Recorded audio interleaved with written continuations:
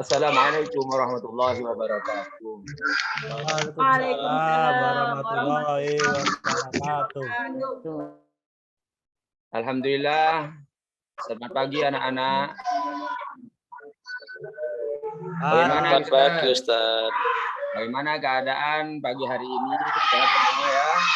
Alhamdulillah Ustaz. Alhamdulillah sehat Ustaz. Alhamdulillah. Mudah-mudahan dengan diberikan kesehatan oleh Allah SWT, kita dijadikan hamba-hamba yang husnul khotimah. Amin ya rabbal alamin. Amin. Amin ya rabbal alamin. Sebelum pembelajaran hari ini dimulai, terlebih dahulu marilah kita membaca doa bersama-sama. Dipersilakan ketua kelas untuk memimpin doanya. Untuk Ihsan, monggo dipersilakan. Thank you Ustaz, terima kasih. Sebelum kita melaksanakan kegiatan pembelajaran pada hari ini, marilah kita berdoa bersama. Berdoa dimulai.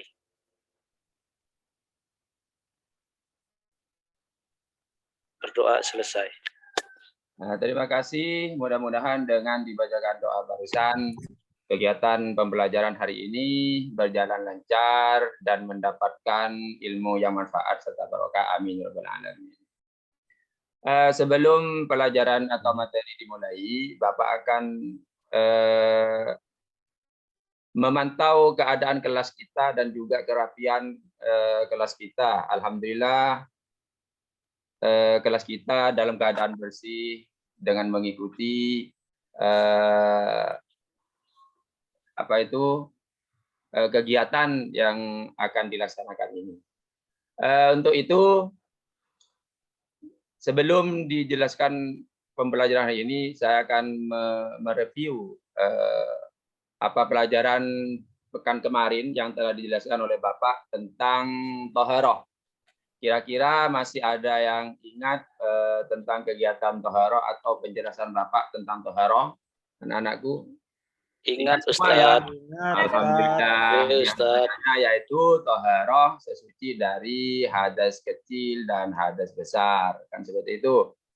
Untuk suci dari hadas kecil maka harus melaksanakan untuk mensucikan dari hadas besar maka harus mandi besar, seperti itu. Oke anak-anakku sekalian, sekarang sudah sampai ke materi yang akan disampaikan, yaitu sholat fardu 5 waktu. Nah, tapi sebelumnya Bapak akan menampilkan materi yang akan disampaikan berbentuk PPT, sehingga nanti anak-anakku sekalian mengamati dan juga sambil menulis, sehingga nanti kalau ditanyakan ada catatan seperti itu. Sebentar ya, ini di mana ini?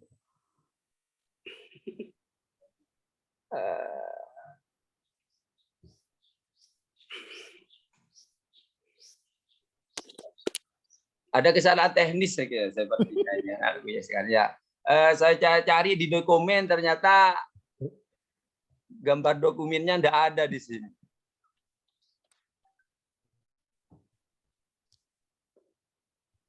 Karena ada kesalahan teknis, okelah, kita mulai dengan pembacaan Bismillahirrahmanirrahim. Bapak akan menjelaskan tentang sholat fardu 5 waktu. Yang mana di sini tujuan dari pembelajaran ini adalah pertama yaitu pengertian daripada sholat itu sendiri, syarat-syarat sholat, juga sunnah sholat dan rukun-rukun sholat. Nah, di sini akan dijelaskan sholat menurut bahasa. Sholat adalah aqwalun wa af'alun muftatahatun bit takbir, muftatamatun bit taslim, seperti itu kalau di Fathul Qoribnya. Nah, yang artinya yaitu segala ucapan dan perbuatan yang diawali oleh takbiratul ihram dan diakhiri oleh salam. Itu merupakan pengertian daripada sholat menurut istilah.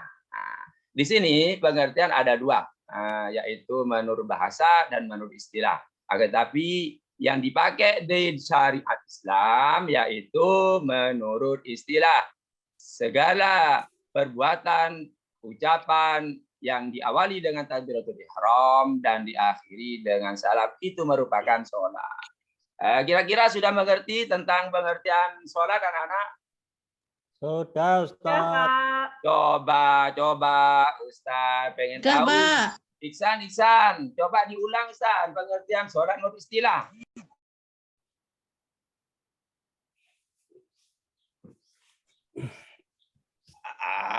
Ya benar-benar. Cuma saya tidak kedengaran Isan.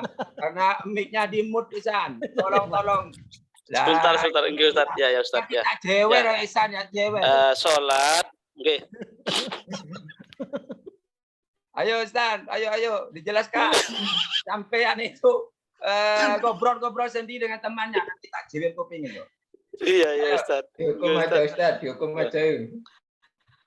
Doa sholat secara bahasa itu adalah doa Ustadz. Untuk secara istilah tadi sempat saya dengarkan bahwasanya af'alun wa aqwalun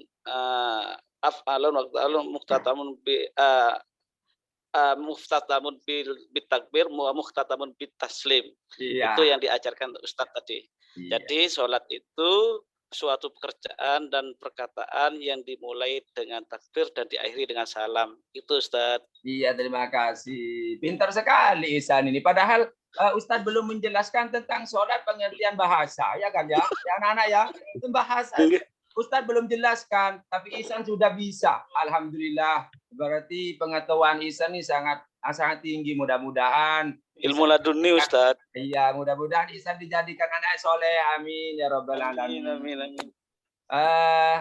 Selanjutnya akan menjelaskan tentang apa itu?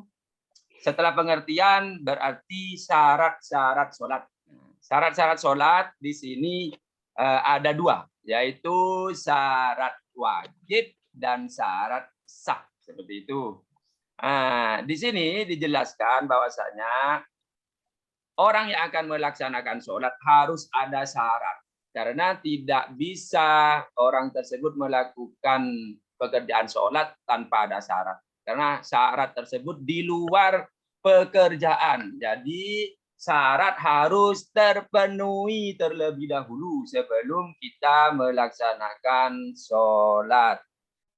Syarat sholat ada dua, syarat wajib, syarat sah. Syarat wajib ada tiga, yaitu Islam, kedua balik, dan ketiga memiliki akal sehat, seperti itu.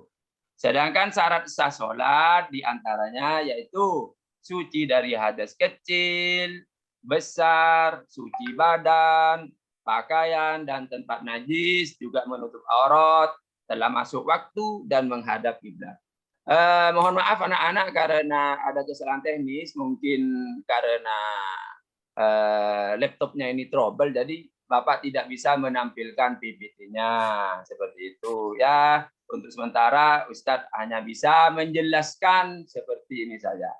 Untuk syarat-syarat sholat ada dua, syarat sah dan syarat wajib sholat. Kira-kira sebelum melangkah ke materi berikutnya, untuk anak-anak ada yang mau tanya terkait tentang syarat-syarat sholat.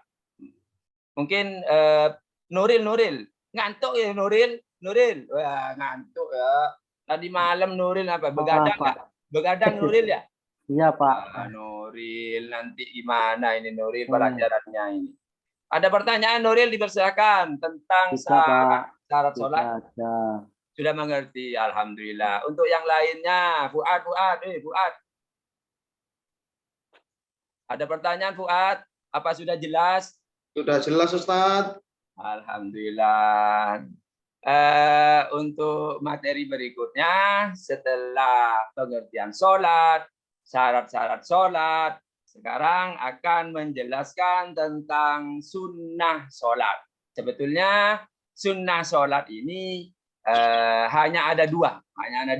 Ada sunnah abad, ada sunnah hayat. Abad itu pekerjaan-pekerjaan sunnah dalam sholat apabila ditinggalkan maka harus mengganti dengan sujud sahwi.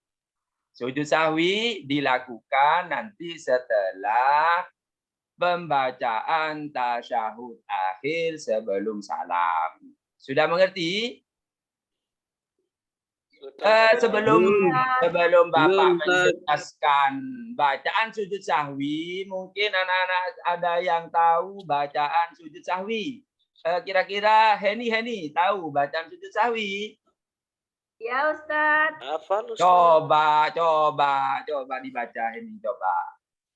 Bismillahirrahmanirrahim. Subhana man la yanamu wa la yasbu. Alhamdulillah, bagus, cuma kurang bagus ya. Masalahnya bacaannya ada yang terserimpet ya.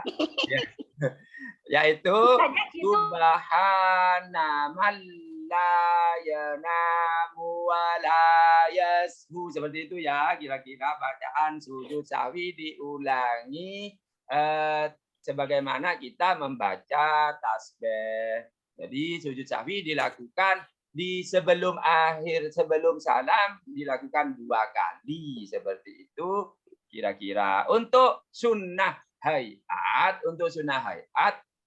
pekerjaan sunnah dalam sholat yang ditinggalkan akan tetapi tidak usah diganti sujud sahwi seperti itu. Jadi perbedaan antara sunnah abad dan hayat, kalau abad ditempel dengan sujud sahwi, kalau hayat tidak usah ditambah sujud sahwi seperti itu. Itu kira-kira penjelasan dari sunnah sholat. Jadi mulai di awal ada pengertian, ada syarat, terus ada sunnah, dan selanjutnya yaitu rukun sholat seperti itu. Tapi sebelum kita lanjutkan, sepertinya ini ngantuk semua ini. Tadi malam pada main HP, paling pada main game online ya. Fuad kok ketawa-ketawa. Fuad berarti itu. Diajak nyanyi Ustaz. Online. Iya, Ustaz. Fuad nanti tak jewer Fuad nanti. Sudah Fuad, tidak usah terus main online, belajar. Kalau sudah malam waktunya belajar seperti itu. Untuk selanjutnya yaitu rukun sholat. Kita simak dan kita perhatikan yang ada di papan ini bentuk materinya. Sudah lihat semua ya? Nah, begini, rukun itu adalah pekerjaan yang dilakukan di dalam sholat atau ketika pekerjaannya. Lain halnya dengan syarat. Kalau syarat dilakukan sebelum kita melakukan sholat. Kalau rukun itu pekerjaan yang dilakukan ketika melakukan sholat.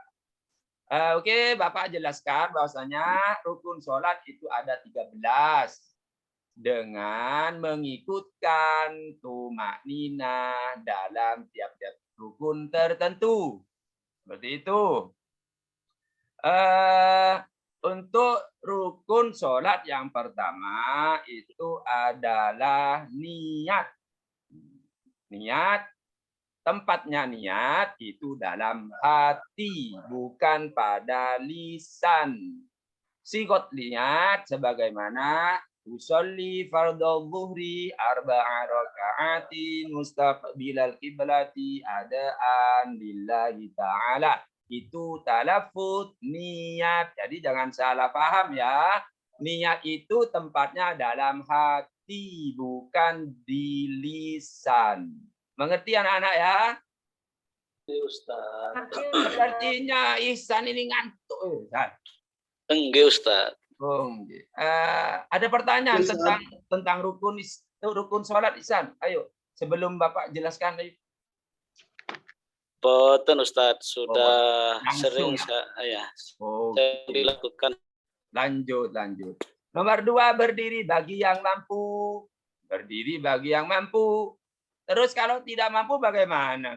Ya kalau tidak mampu, ini kan sudah ada bila mampu, kalau tidak mampu duduk, bisa tidur, telentang, miring. Pokoknya selagi kita masih ada ruh di dalam badan kita, wajib hukumnya sholat. Tidak ada rukhsah, tidak ada keringanan. Nomor 3, takbiratul ihram dengan membaca Allahu Akbar. Nomor 4, membaca suratul Fatihah. Nomor 5, ruku dengan tumak ninah. Nah, ini di sini dibarengi dengan tumak ninah. Apa tumak ninah itu? Ada yang tahu anak-anak tumak ninah itu apa? Ada yang tahu? Diam sebentar Ustaz. Biqadri subhanallah. Diam sebentar biqadri subhanallah. Pinter Ihsan. Saya catat Ustaz. Ihsan dapat 80 karena sering jawab. Jangan 80, 100 Ustaz. 100 karena masih kurang Ihsan. Kan seperti itu. Yaitu sukutun ba'da harokatin, bukan cuma diam saja. Artinya tumak nina itu diam setelah bergerak, seperti itu Ihsan. Diam setelah bergerak. Maksud diam terus Ihsan ya? Berarti ada ketika diam itu sebelumnya ada gerakan, berarti itu tumak nina. Sukutun ba'da harokatin. Kalau di kitab Fathul Qoribnya seperti itu mungkin Ihsan ya. Nah, Ihsan kan sudah pernah baca kan ya? Insya Allah Ustaz. Iya kan pernah jadi guru tuh. Selanjutnya rukun sholat yaitu i'tidal dengan tumak ninah. I'tidal berdiri dari ruku itu namanya i'tidal. Tapi dengan catatan harus tumak ninah anak-anak ya. Harus tumak ninah, harus diam sejenak. Biqadri tumak ninah sebagaimana barusan yang dijelaskan Ihsan. Setelah itu nomor 7, sujud 2 kali dengan tumak ninah. Setelah itu duduk di antara 2 sujud. Nomor 9, duduk tasyahud akhir dengan tumak ninah. 10, membaca doa tasyahud. 11, membaca sholawat atas Nabi Muhammad. Paling sedikit yaitu Allahumma sholli ala Sayyidina Muhammad. Seperti itu ya anak-anak ya. Jadi membaca sholawat kepada Kanjeng Nabi paling sedikit Allahumma sholli ala Sayyidina Muhammad. Setelah itu mengucapkan salam karena bacaan tasyahud ke belakang setelah sholawat itu disunahkan. Hanya yang wajib sampai membaca sholawat. Setelah itu mengucapkan salam. Nomor 13, tertib.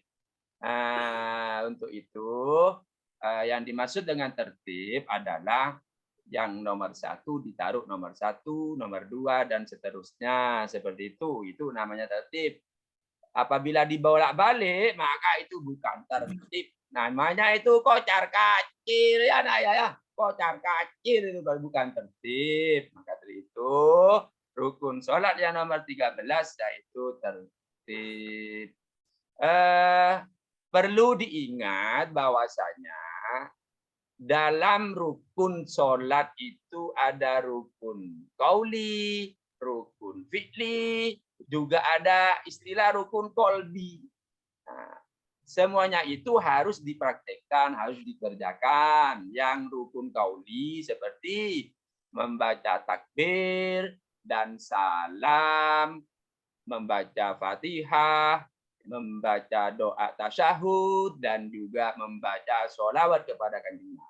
Itu harus terdengar oleh telinga kalian sendiri. Jadi kalau mau sholat berjamaah cukup didengar oleh telinga kalian sendiri. Untuk rukun qaul fi'li itu seperti pekerjaan ruku, i'tidal, sujud dan lain sebagainya. Untuk rukun sebangsa hati yaitu niat, karena niat wa mahalluha, tempatnya niat itu fil qalbi, di dalam hati. Ihsan kok ngurunduk-unduk saja itu, Ustaz. Apa yang diperhatikan Ihsan? Apa yang diperhatikan Ihsan? Nanti sampai enggak ngerti Ihsan, tak gewer bangsa. Sudah paham ya? Berarti rukun sholat ada berapa Ihsan? Coba. Nah, itu Ihsan lagi Ihsan. Itu di mute itu Ihsan, di mute itu. Enggak kedengaran, kasihan yang lain. Enggak Ustaz. Iya, ada 13 ya. dengan mereka adanya tumakninah. Kalau 17 itu semuanya tumakninah masuk rukun. Iya. Terima kasih atas penjelasan Ihsan. Mudah-mudahan selain Ihsan juga mengerti tentang materi yang sudah disampaikan oleh Bapak barusan. Mungkin ada pertanyaan dari anak-anak untuk Bapak tentang masalah sholat 5 waktu. Ada pertanyaan? Soja, ada pertanyaan? Insya Allah sudah paham, Ustaz. Sudah paham apa Cuman sudah ini ngantuk bolak-balik semua ketawa ini? saya tadi. Sudah ngantuk semua ya? Pak Nuril kelihatannya ngantuk, Nuril. Iya. Ya, sebelum Pak mau tanya, Pak. Oh iya. Kan ada tuh yang mengatakan bahwasanya rukunnya sholat tuh ada yang mengatakan 13, ada 14, ada 17. Nah, kita yang ikuti yang mana, Pak? Lah ini karena kebanyakan guru, jadi banyak yang menjelaskan tentang rukun-rukun sholat. Banyak sholat itu bermacam-macam, tapi yang jelas ini sama-sama benar. Tapi yang ada yang mengatakan 14. Saya sendiri, Bapak belum menemukan rukun sholat 14 ya. Yang ada itu 17 kalau nggak salah. Menghitung tumakninah menjadi rukun. Kalau kita dipisah, rukun sholat kalau dihitung 17 berarti tumakninahnya itu tersendiri. Seperti itu, Soja. Ngerti ya? Ya, Pak. Ya. Tapi sepertinya ada yang kurang ini penjelasannya. Kira-kira apa ya? Kira-kira apa yo? Untuk anak-anakku sekalian, kira-kira apa yo? Coba. Kira-kira. Tidak tahu. Oke, saya sampaikan. Yang belum dijelaskan itu, kita itu sholat yang mana? Kan belum seperti itu ya. Untuk sehari semalam yang kita wajib. Pak, satu lagi mau tanya, Pak. Ya, silakan saja. Anak pintar ini tanya terus ini. Pak, kan ada tuh di dalam syarat wajib itu kan, di dalam sholat itu kan ada syarat wajibnya kan Pak ya.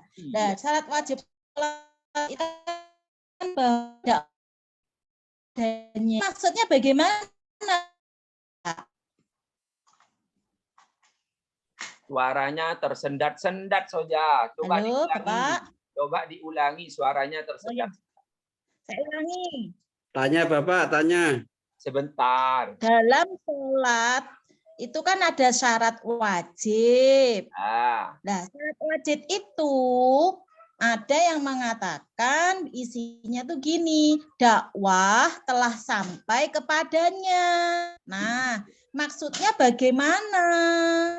Maksud daripada, oke, terima kasih. Bagus pertanyaannya ini, bagus ini. Pertanyaannya bagus ya. Mungkin sebelum Bapak jawab, ada di antara anak-anakku sekalian yang mau menjawab pertanyaan teman kalian Soja ini. Pertanyaannya, sebentar Ustaz, sudah mengerti pertanyaannya? Sudah Ustaz. Ya. Iya Ustaz. Ya, silakan dijawab langsung. Ya. Tadi pertanyaan dari adik Soja, dakwah yang sampai menjadi syarat wajib dari sholat. Apa dakwah itu? Dakwah itu tersampainya adanya sholat terhadap orang-orang di sekitarnya. Jadi dakwah tentang masalah wajibnya sholat itu sudah disampaikan baik dengan media pengajian ataupun media penyampaian dari ustadz dan seterusnya. Lah, bila tidak sampai, contoh seperti halnya ketika ada di hutan dan di situ tidak mengenal Islam, maka tidak wajib untuk melaksanakan sholat, Ustadz. Ya, terima kasih San, bagus jawabannya. Saya kasih nilai 90. Nomor absen berapa, Isan? Oh, nomor absen 3, wis. Saya kasih nilai 90 karena sudah menjawab pertanyaan dari temannya. Begini saja, untuk syarat sah sholat yaitu masuknya dakwah. Maka dari itu, kalau kita ada di hutan tidak mengerti atau mengenal tentang Islam, maka tidak wajib untuk sholat. Yang wajib itu kalau sudah mengenal Islam itu sendiri. Mungkin sudah mengerti saja ya. Ustadz. Ya, Bapak. Kak Nuril ngantuk, Ustadz. belum ngopi Nuril ya. Iya. Nuril kenapa kok ngantuk terus? Iya, Pak. Tadi malam enggak Tanda enak badan, Pak. Halo. Enak badan. Iya. Tadi malam nonton Arema, Ustadz. Oh, nonton bola tadi malam Nuril ya? Nuril sering. Persib Bandung kalah, Arema kalah lagi. Oh, Arema kalah iya. lagi. Sering nonton bola, apa sering bola-bolaan Nuril paling. Ya.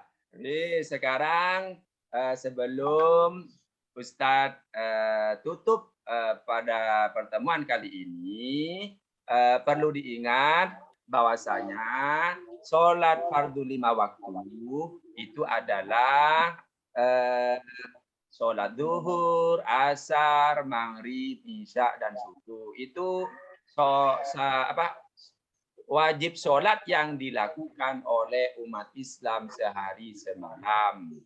Untuk syarat-syarat sholat ada syarat wajib dan syarat sah. Syarat wajib termasuk Islam, baligh, berakal. Syarat sah diantaranya suci dari hadas kecil maupun besar, tempatnya, terus pakaiannya, barang yang dibawa. Setelah itu menghadap ke kiblat dan masuk dakwah. Untuk sunnah dalam sholat itu ada 2, sunnah ab'ad, sunnah hayat. Kalau ab'ad, pekerjaan sunnah dalam sholat yang ditinggalkan harus diganti dengan sujud sahwi. Sebaliknya hayat tidak usah. Untuk rukun sholat itu ada 13. Dengan menghitung tumakninah di dalamnya. Seperti itu kira-kira anak-anakku sekalian materi pada pertemuan kali ini, dan mudah-mudahan menjadi penambahan ilmu dan dijadikan ilmu yang manfaat dan barokah. Amin ya rabbal alamin. Sebelum pelajaran kita tutup, marilah kita berdoa bersama-sama dengan pembacaan hamdalah bersama-sama. Alhamdulillahirabbil alamin. Wassalamualaikum warahmatullahi wabarakatuh. Waalaikumsalam warahmatullahi wabarakatuh. Ya, terima kasih Pak.